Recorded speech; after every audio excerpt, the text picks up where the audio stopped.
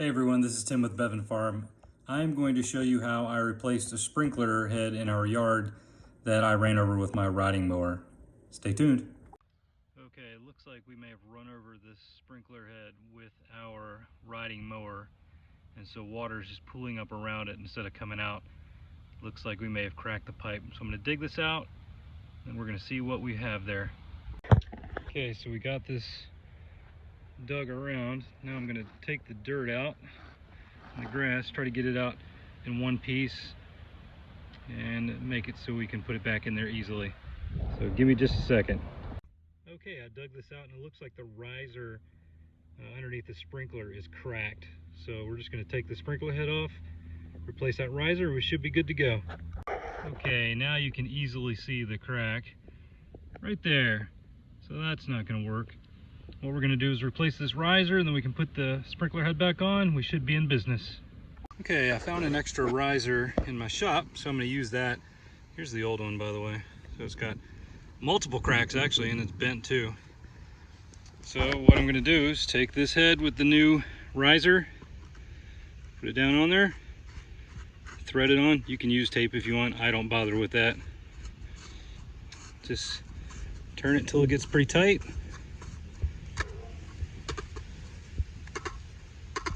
And then in a second, we're gonna go turn it on, see how it works. I'm gonna try and get the sprinkler head facing where I want it to, and I want it to go like that way. So we can get it around one more time. That'll work. Okay, let's go see if it works. Okay, it looks like we are in business. Let's see if the pressure gets all the way up.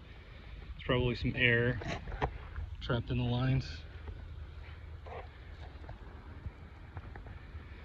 There it goes. The stream is getting better. All right, good. Let's look in here for leaks. I don't see any leaks besides what came out of the top when it first turned on. So it looks like we are good to go. So I hope this helped. Hopefully it'll help someone replace their... Okay, before you think you're all the way done, we need to put the dirt and the grass back. This is just residual drippage from the lid here. This is not leaking from the bottom. So what we're going to do is start putting the dirt back in, and you want to fill it in really tight up against the sprinkler head. Make sure it's nice and level so you get a nice arc when it sprays.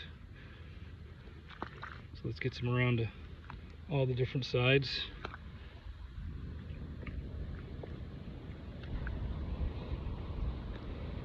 Pushed all the water back up to the top. That's okay.